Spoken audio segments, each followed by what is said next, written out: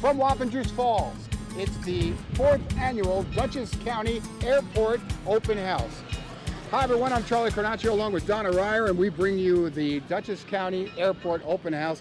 And this is really significant when you look at all of the stuff that they have coming in, the C-17, some fire trucks. Grumman Albatross, all these K9 demonstrations K9 demo, so we are here to kind of give you an overview of what it is and what's going on. We've got people out in the field. Roger Connor's out there. Yes. Caitlin Ritters is also with us today, and she'll be reporting from the field. Your first impression when you came here, what'd you think? Awe-inspiring. I really didn't expect all this. There's a lot of action. There's a helicopter coming in right now for a landing. There's a lot of people here. And you know what? I think John Morris said it best. It's your chance to be on the other side of the fence. There's a lot happening here. That's right. It's the one day of the year that you get to come on this side of the fence and see what goes on. Exactly. Our studio is right up there, so we get to see this every day, and we're blessed with that. Yeah, we are. But we don't get out here either, so it's a thrill for us. The aerial footage that you're seeing here today is provided by X Factor Aerial, a different way to see the world, and we thank them for their service today and the great, beautiful aerial photos that they're providing for us in video.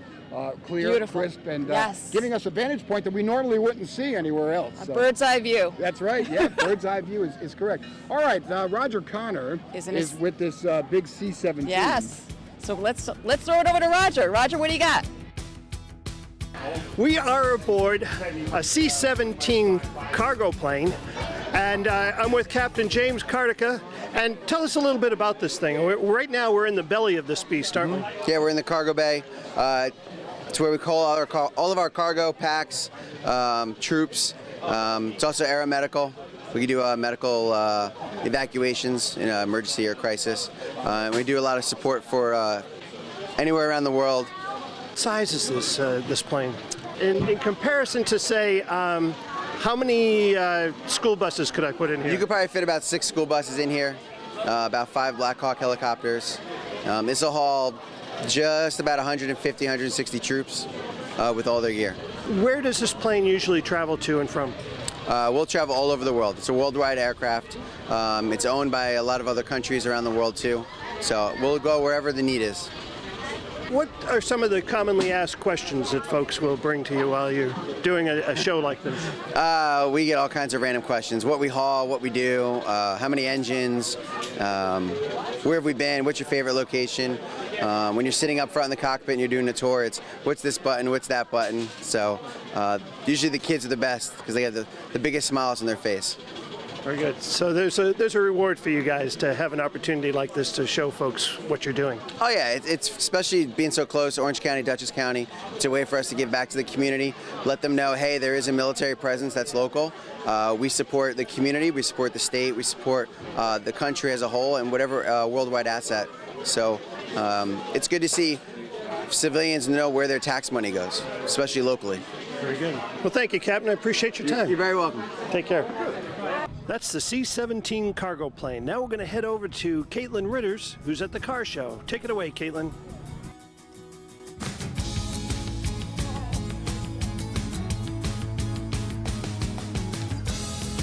Thanks, Roger. As you can see, there's a lot of fantastic cars behind me, so let's go talk to their owners to see what they're all about.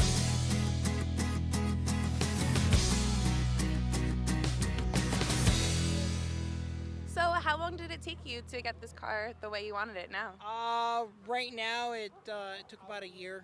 I watched the movie Avengers, and the idea kind of popped in my head to make the Shield truck. And you're from Dutchess County? No, I'm actually from West Haven, Connecticut.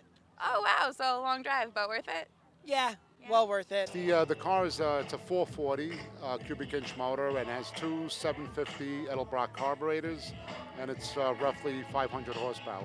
Well, I had the car for 19 years, and it's pretty much taken up about the 19 years. You know, it takes time and a lot of money, of course, to fix these kind of cars, like, you know, to make it look like the TV show.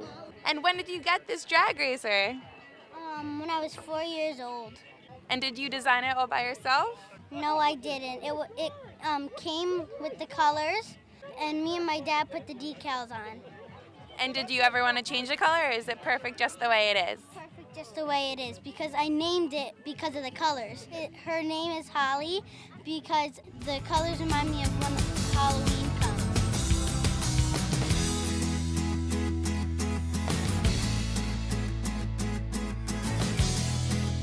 And just picked this up today. This is a 2015 Dodge Hellcat.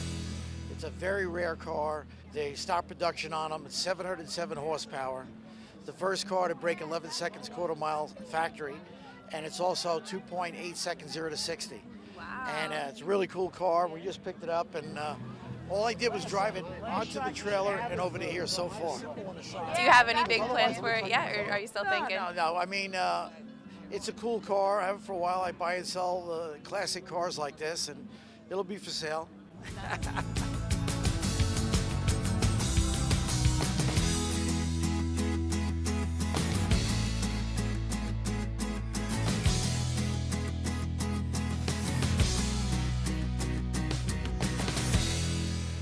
Well, I'm here with Rob Dyson, and he has some interesting artifacts, I'll say, that you brought along with you, and it's getting a lot of attraction. A lot of people looking at your cars.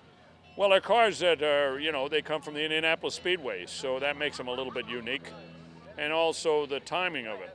One raced in 1967, and then the other one, the Miller, raced 40 years earlier in 1927. So it's a little bit of auto racing history. I figured we ought to bring them out, let everybody get a chance to see what the real old-fashioned Indy cars looked like in the 20s, and then what was really the state of the art in the mid to late 60s. So it's just kind of fun to bring everybody, let everybody see a little bit of automotive history. And everybody loves a good-looking car. Well, they are good-looking. It's a good design is forever, and these cars will look good 100 years from now. I'm really honored to be able to own them, and I'm honored to be able to show them off, because that's kind of the fun of the ownership, is to share it with other people. We could have it at the shop, and I could be the only one looking at it, but I feel that people get a sense of it, and then you never know, it might inspire a young kid to maybe take a look at racing or taking a look at getting involved in engineering or cars or something. Yeah. And if you need a little shove, this is the kind of thing that does it, because it did it for me. What do you think about the open house, your impressions of it today? Well, I think the important factor that has to be brought to bear is that airports are important parts of a community. And I think that's what they're trying to convey here by having it open to not only cars, but also to airplanes. I think that the key to this is that the Dutchess County Airport is an important part of the fabric of the community in several ways. Safety, with the ability to get airlifted supplies, airlifted emergency supplies of any kind, medical, all sorts of that aspect of it. Also the commerce of private pilots participating in it. Commercial, there is some commercial flying out of here, and there's a lot of private big jets that fly in here for people that that come to this area to take in some of the sights and the shooting clubs and various other things that come here. And they fly in, and they want to be closer than they would be if they landed at another county's airport or out of the region there. I'm here with Deputy Sheriff Ryan Petrus and his dog, Pico. So Ryan, tell me a little bit about what it's like to have Pico, and how long have you had her, first of all, or him? I've had him for about 6.5 years now. Tell me what type of temperament he has. What type of... As you can see right now, he's pretty calm, and Yeah. A while ago, he's really hyped up, though. He wants to go to work. He wants to go to work. So he knows that basically he's going to be given a task to do, and he's excited about it? We've been doing demonstrations like this for 6.5 years, so now he's old enough to know what's going to come. So it's kind of like bringing a kid to a candy store. He really wants to work.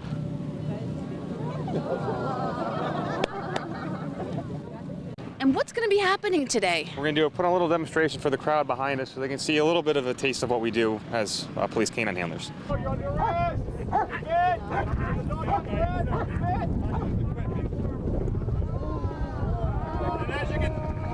As you can see, even though he has no equipment on, the dog's still going to go after him. They know what the sleeves are.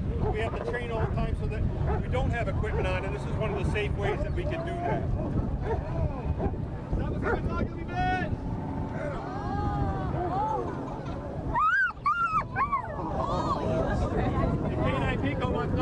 get that muzzle off right now.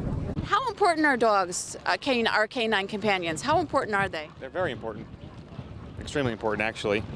You know, we can do everything from apprehend dangerous criminals to tracking down fleeing suspects and finding missing children. Sit. Why do they sit? They don't want to let the bomb go. And as you can see, K9 Kojak found what he's looking for. He starts scratching at it, and again, just gets a toy. There's a big misconception that dogs only go for the arms. We want the dog to bite the first accessible part of the body. So if somebody's hiding under a bed or behind a table, they're going to bite the first thing they can. They're not going to try to seek out the bad guy's arm. That's why they come with me.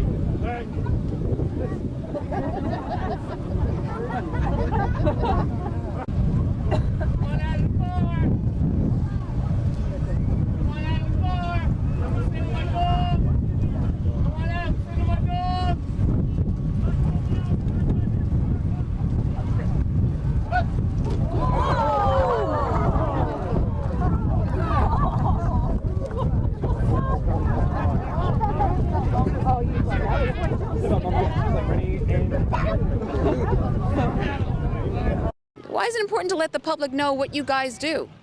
I think there's a big misconception, you know, with police in general, especially with canine. There's a lot of people think that these dogs are mean, nasty, vicious animals, and they're not. We look for social dogs. Yeah. You know, anybody, you're going to see it at the end, and people can come up and pet them, and they'll be fine.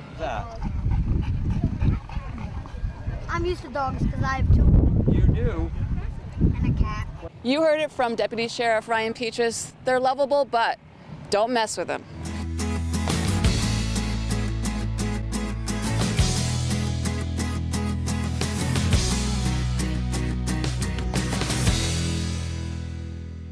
Well, that was a lot of fun. It was unbelievable. Charlie, I had the best time, met a lot of different people, and it's great to see the community come out and support an event like this. I mean, this is our airport. It's a thriving airport, and I had a ball. Well, if you were here, you know exactly what Donna was. A great time, and hopefully you were able to see yourself in our video. If you weren't here, take a look at this and mark your calendar for next year, the 5th annual, and make sure you get here for that, because I'm sure it'll be, every year it grows and it gets bigger and better and bigger and better. I had a great time, Charlie. How about you? I did. Great time. So for Caitlin Ritters, for Roger Connor, Donna Ryer, and myself, we want to thank you for tuning into HBNN.com. Tell your friends, because that's how we kind of grow, and it's all grassroots effort. So absolutely. I hope you enjoyed it, and we'll see you around the neighborhood.